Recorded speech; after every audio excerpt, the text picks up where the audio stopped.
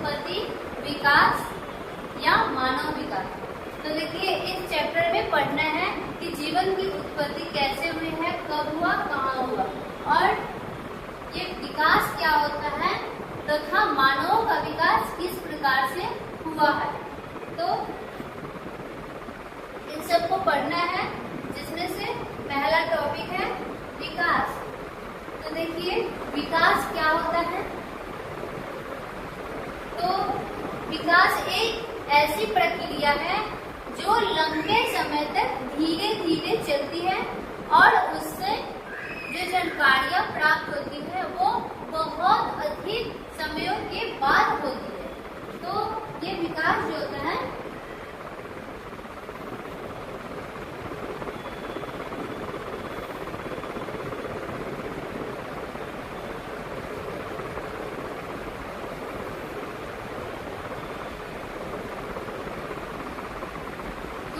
ये जो विकास होता है वो एक लंबी प्रक्रिया होती है जो धीरे धीरे चलती है और बहुत अधिक समय के बाद इससे जानकारियां प्राप्त होती है। जैसे आप देखिए यहाँ कि मानव में विकास कैसे होता है। तो मानव में विकास भी धीरे धीरे हुआ। पहले छोटे छोटे जीव जंतु बने, उसके बाद उससे जाकर मानव का विकास हुआ। ठीक वैसे पौधों में भी विकास होता है। तो आइए देखते हैं यहाँ कि मानव का विकास, जैसे मानव पहले इस स्टेज में थे, फिर इससे इस स्टेज में आए और उसके बाद ऐसे होते होते बहुत समय के बाद मानव पूर्ण रूप से विकसित हुआ, अर्थात मानव का विकास हुआ। ठीक वैसे ही देखिए यहाँ पौधों में भी विकास होता है। जैसे हम सबसे पहले एक छोटे से बीज को मिट्टी में दबाते हैं, उसके बाद वो बीज जो होता है कुछ समय के बाद उससे अंकुरन निकलता है। तो देखिए ये एक बीज को जैसे ही मिट्टी में दबाया गया तो यहाँ छोटे से अंकुरन इससे निकला। उसके बाद कुछ समय के बाद पूर्ण रूप से पौधे बनकर तैयार हुए और ये पौधे अब विकसित होकर एक फ्लावर का निर्माण किए, अर्थात ये पौधे से एक फूल का भी निर्माण हुआ।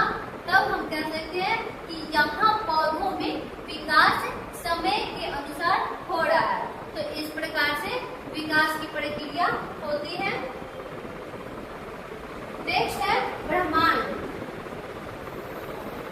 तो आइए देखते हैं ब्रह्मांड क्या होता है। ये जो ब्रह्मांड है वो क्या होता है, इस बात को हम लोग जानते हैं कि आखिर ब्रह्मांड होता क्या है।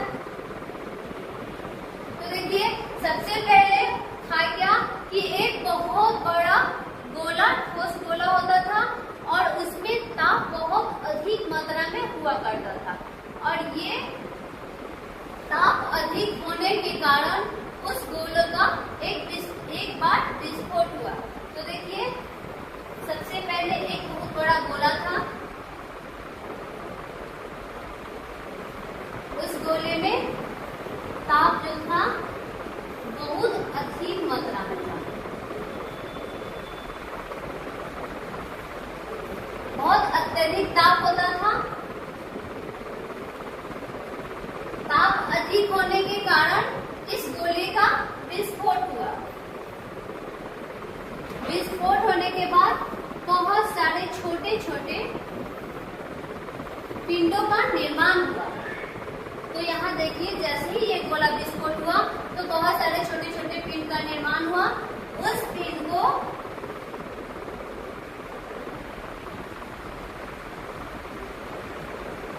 जो ये छोटे छोटे पिंड का निर्माण हुआ, इस पिंड को आकाश गंगा कहा गया।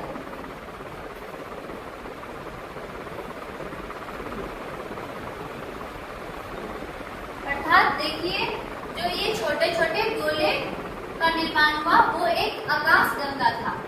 अब हम यहाँ कह सकते हैं कि जो आकाश गंगा होता है उनसे ही मिलकर एक ब्रह्मांड का निर्माण होता है। अर्थात ब्रह्मांड जो होता है बहुत सारे आकाश गंगाओं का समूह से मिलकर बना एक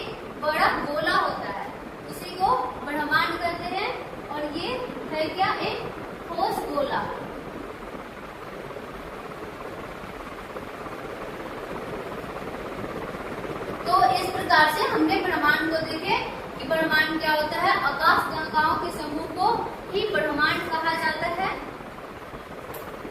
और ब्रह्मांड के अध्ययन को ब्रह्मांड विज्ञान कहा जाता है। तो देखिए यहाँ ऑब्जेक्टिव क्वेश्चन आ सकता है कि ब्रह्मांड के अध्ययन को क्या कहा जाता है, तो ब्रह्मांड के अध्ययन को ब्रह्मांड विज्ञान कहा जाता है। नेक्स्ट देखते हैं। तो देखिए यहाँ एक ब्रह्मांड है जिसमें बहुत सारे आकाश गंगा है, छोटे छोटे पिंड है। अब देखिए आकाश गंगा। तो आइए अब नेक्स्ट टॉपिक है आकाश गंगा। तो देखिए आकाश गंगा क्या होता है, तो ये आकाश गंगा जो होता है खरगों सितारों का समूह होता है, अर्थात जो आकाश गंगा होता है वो सितारों के समूह से बना होता है।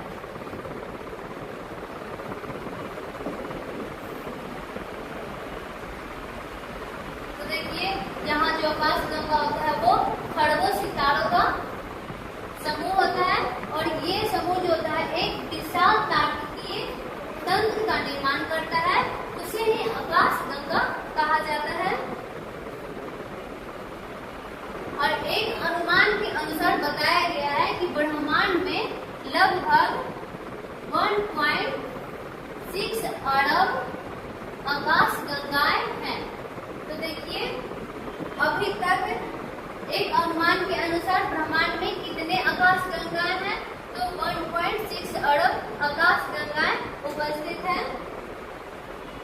देखते हैं नेक्स्ट। आइए देखिए आकाश गंगा। ये जो छोटे छोटे तारे हैं वो सब मिलकर आकाश गंगा का निर्माण करते हैं। इनमें बहुत सारे तारे हैं। तो ये सब ये जो छोटे छोटे इसमें तारे हैं ये सब एक आकाश गंगा का निर्माण करता है, अर्थात ये आकाश गंगा है। उन्हीं आकाश गंगाओं में से एक होता है मिल्की वे, जिसको हिंदी में दूध मेघला कहा जाता है। तो ये जो है मिल्की वे आकाश गंगा है। देखते हैं नेक्स्ट सौर परिवार। आइए सौर परिवार क्या होता है। तो सौर परिवार देखिए क्या है, जो हमारी आकाश गंगा होती है उनमें एक ग्रहों का समूह होता है जिसमें बहुत से ग्रह होते हैं और वो एक ग्रह आपस में मिलकर परिवार का निर्माण करते हैं, उन्हें सौर परिवार कहा जाता है। तो देखिए हमारी आकाश गंगा में अनेक तारे होते हैं जिनमें से सभी तारों का एक ग्रहों का समूह होता है और उन समूह को सौर परिवार कहते हैं। तो देखिए इसमें सौर परिवार मुख्य रूप से किसको कहा जाता है, तो ग्रहों के समूह। देखिए यहाँ ये जो डायग्राम है वो एक सौर परिवार है जिनमें से 8 ग्रह का समूह है। इसमें एक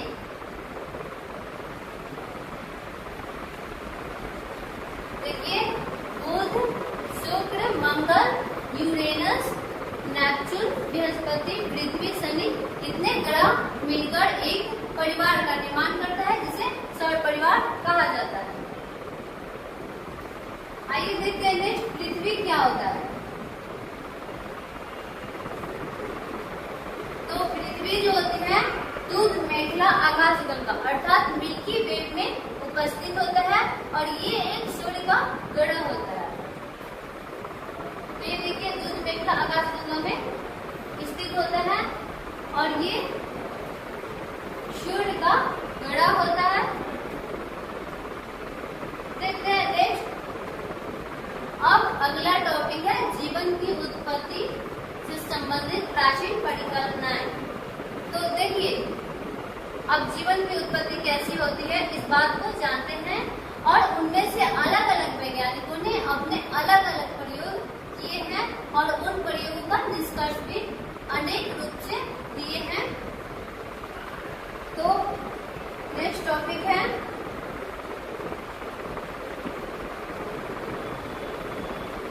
जीवन की उत्पत्ति संबंधित प्राचीन प्राचीन परिकल्पनाएं। तो देखिए प्राचीन परिकल्पनाएं में क्या हुआ कि सबसे पहले स्वतः जनन या जीर्णोत्पत्ति को देखा गया। तो स्वतः जनन क्या होता है? तो आज से लगभग 300 वर्ष पूर्व पहले,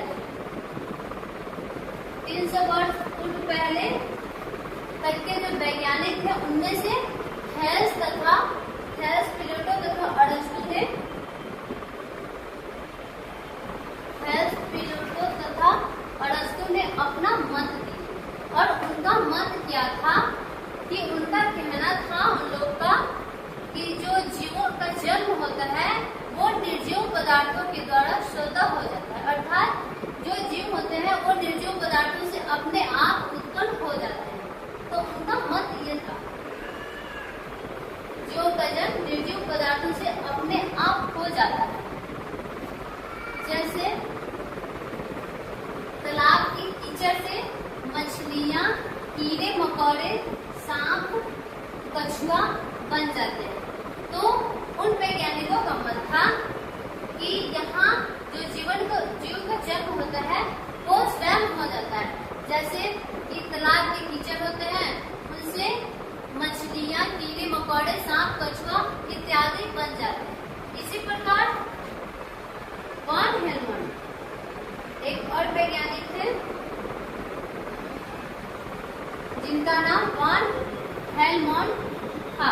उन्होंने दावा किया कि पसीने से भीगी गंदी कमीज को गेहूं के दाने के साथ 21 दिन तक रखने पर चूहे बन जाता है। तो देखिए यहाँ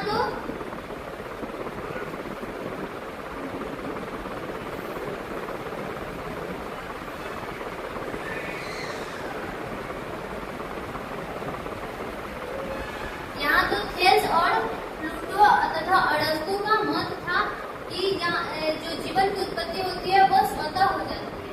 लेकिन इन्हीं बातों के आधार पर वॉन हेलमंड नामक वैज्ञानिकों ने दावा किए कि जो पसीने से भीगे हुए गंदी कमीज में यदि गेहूं के दाने को रखा जाता है कितने दिन, 21 दिन तक, यहाँ 21 दिन तक रखा जाता है, तब एक चूहे बनकर तैयार होता है। उनका मत था एक चूहे बनकर तैयार होता है। तो इसी प्रकार से अलग अलग वैज्ञानिकों ने अपना अलग अलग मत रखे, जिनमें से ये तो था पहला स्वतः जनन। अब आइए सेकंड है फ्रांसीसी रेडी का प्रयोग। तो देखिए ये फ्रांसीसी रेडी नामक वैज्ञानिक है, इन्होंने अपना प्रयोग किए और इनका प्रयोग जो था, जो स्वतः जनन था, उनका विखंडन किया। तो देखिए इन्होंने इटली के रहने वाले वैज्ञानिक थे फ्रांसिस्को रेडी, अपने प्रयोग में निम्न दावा किए।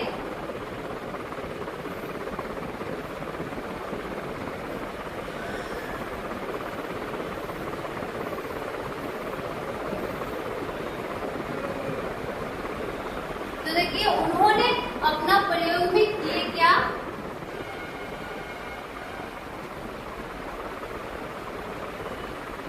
पहले तो ये इटली के रहने वाले वैज्ञानिक थे जिन्होंने 1668 में अपना प्रयोग किए और अपने प्रयोग के द्वारा स्वतः जननवाद को खंडन किए। देखिए उन्होंने स्वतः जननवाद को खंडन किए और अपने प्रयोग में उन्होंने 3 मछली को लिए और उन तीनों मछलियों को गर्म पानी में, बहुत ज्यादा गर्म पानी में उसको उबाले और उबाले ताकि उसमें उन मछलियों में जितने भी सूक्ष्म जीव उपस्थित है वो नष्ट हो जाए। और उसके बाद उन्होंने उन तीनों मछलियों को अलग अलग जार में रखे। तो देखिए यहाँ उन्होंने कुछ मछली लिए जिनमें से 3 मछलियों को पानी में खूब उबाला ताकि उनमें उपस्थित सभी सूक्ष्म जीव मर जाए। उसके बाद उन्होंने उबली हुई मछलियों को शीशे के 3 जार में रखा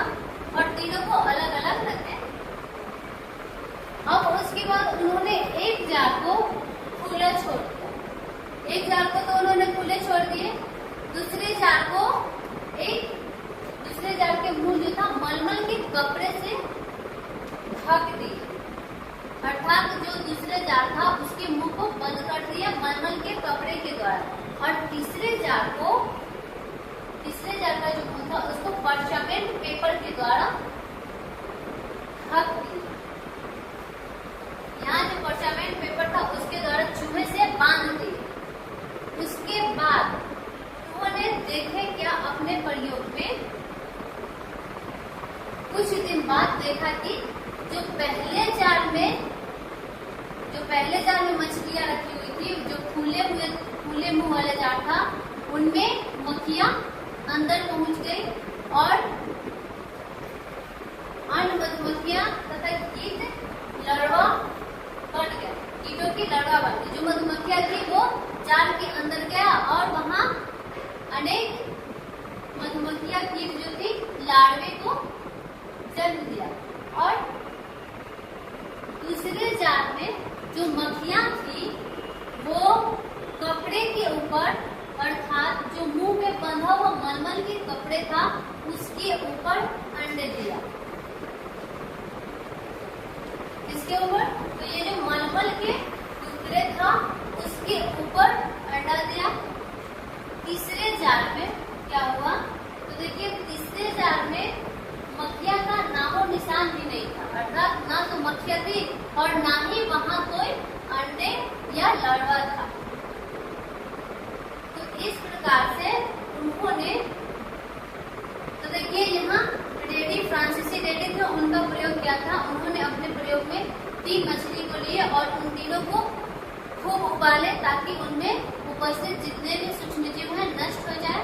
और उसके बाद उन्होंने उबली हुई तीनों मछलियों को अलग अलग जार में रखे और उसमें से 3 जार थे, तीनों में एक का मुंह खुले छोड़ दिए और दूसरे के मुंह को मलमल के टुकड़ों से बांध दिए, जो मलमल के कपड़ा होता है उसके द्वारा बांधे।